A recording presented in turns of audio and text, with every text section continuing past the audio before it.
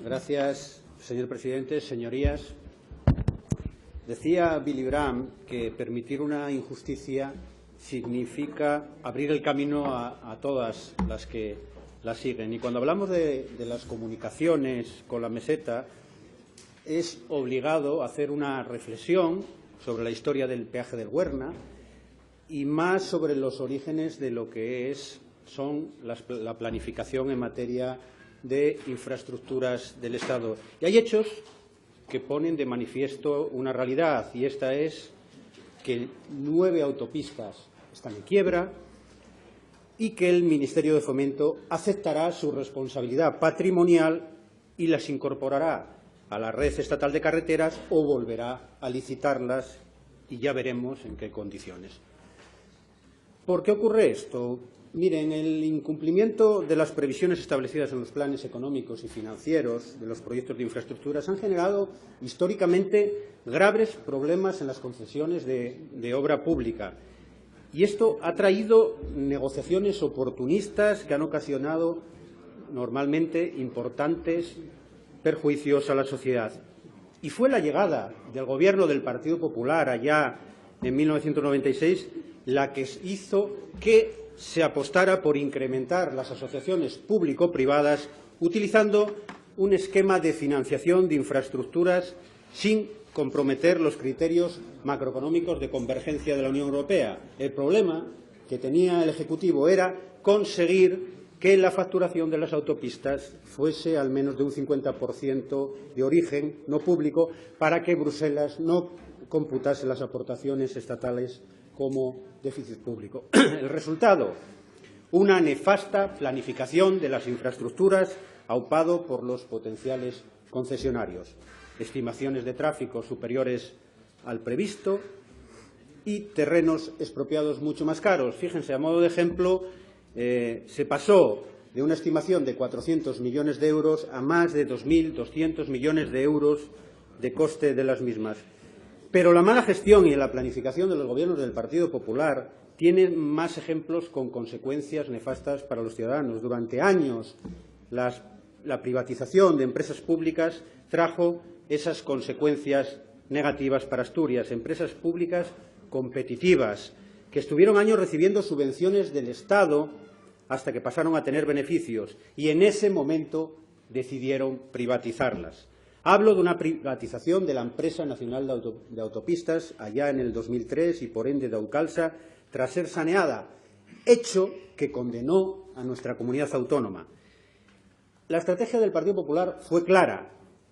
Amplió la concesión 29 años y luego vendió la Empresa Nacional de Autopistas, incluyendo Aucalsa, para hacer caja, obteniendo cerca de 1.672 millones de euros.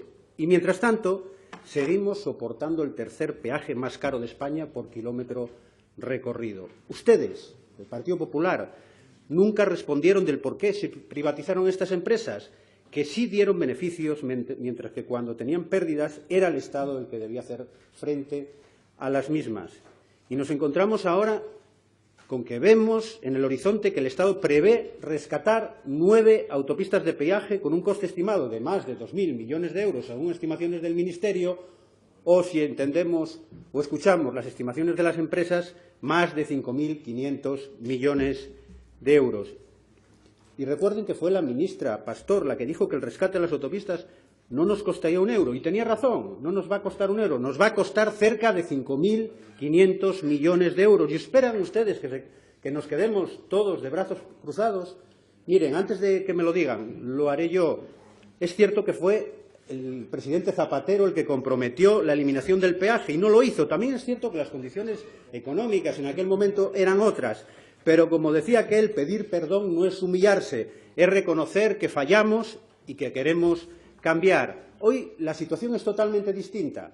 Hasta el propio Gobierno lo dice continuamente. La situación económica del país ha cambiado y si el Gobierno va a solventar el problema de 9 autopistas quebradas, está en la obligación de dar una respuesta a una comunidad autónoma históricamente marginada en materia de comunicaciones.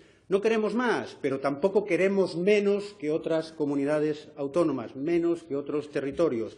Y no es oportunismo Es una oportunidad y una decisión ante un agravio a los asturianos y asturianas. Es tomar la iniciativa, acción y responsabilidad, porque entenderán o tendrían que responder a qué es más justo, rescatar a las constructoras y pagar unas carreteras que casi nadie usa, o facilitar a una comunidad autónoma como la nuestra que de una vez por todas pueda desplazarse al centro del país sin rascarse el bolsillo a golpe de peaje.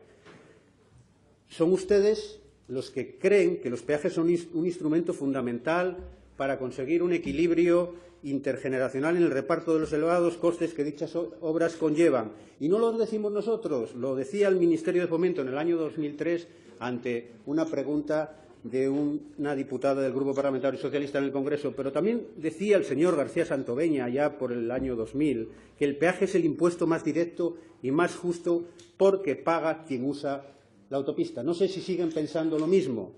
Ustedes justificaban en aquel momento la ampliación del peaje del Huerna como medida para conseguir el equilibrio financiero de Aucalsa, y lo que hicieron es preparar el camino hacia la privatización de la empresa, siendo una auténtica estafa a los asturianos. Y no les valía con hacerlo una vez. Ahora vuelven a la carga pretendiendo que con nuestros impuestos se pague el rescate de otras autopistas. Eso es inaceptable. Fíjense lo que es la vida. En aquel momento, cuando se privatizó la Empresa Nacional de Autopistas, era el ministro de Hacienda, el señor Montoro, igual que ahora también lo es. Y cada vez que pasamos por el Huerna recordamos el mensaje de Augusto Monterroso y que nos transmitía cuando despertó el dinosaurio, todavía estaba allí.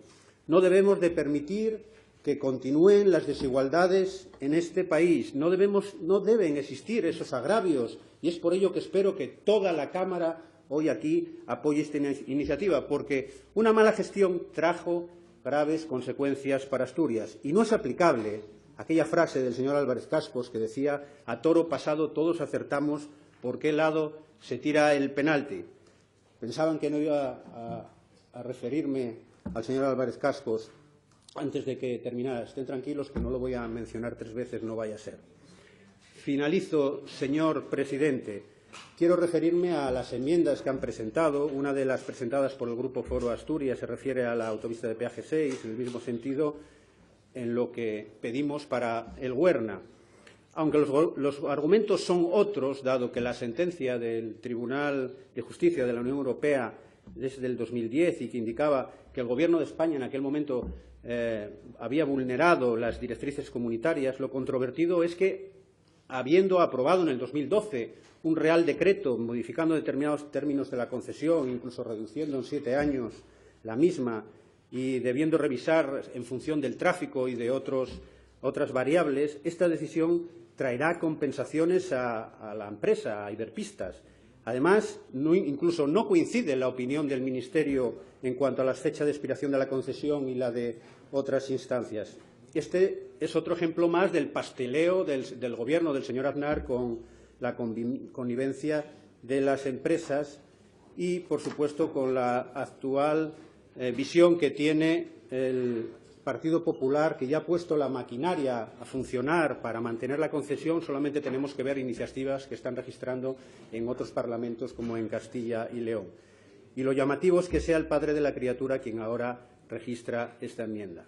De todas maneras, creo que estamos a lo que estamos y no creemos que sea conveniente entremezclar ambas pretensiones. De la misma manera que no nos parece oportuno vincular una iniciativa que trata sobre las infraestructuras que afectan a Asturias con un hipotético y real, no hipotético, real, a la vista que está convocada una huelga, conflicto laboral que tenga el personal de Aucalsa. Cada cosa en su sitio, lo cual no quita que nos pueda preocupar, como respuesta dio el propio consejero de Economía a una pregunta parlamentaria en el anterior pleno. Por lo tanto, creo que este es otro debate que ni toca ni creo que procede introducir este asunto en este punto del orden del día. Gracias, señor presidente.